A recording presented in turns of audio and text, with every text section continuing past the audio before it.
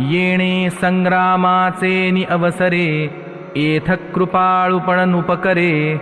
हे आताची काय सोय रे, जाहले तुझ तू आधीची काय नेणसी.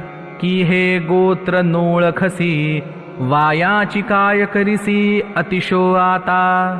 आप्तजनांच्या मोहाने शोकग्रस्त झालेल्या अर्जुनाला भगवान श्रीकृष्ण म्हणाले, अर्जुना, या युद्धाच्या प्रसंगी तुझा हा दयाळूपणा इथे काहीच उपयोगाचा नाही.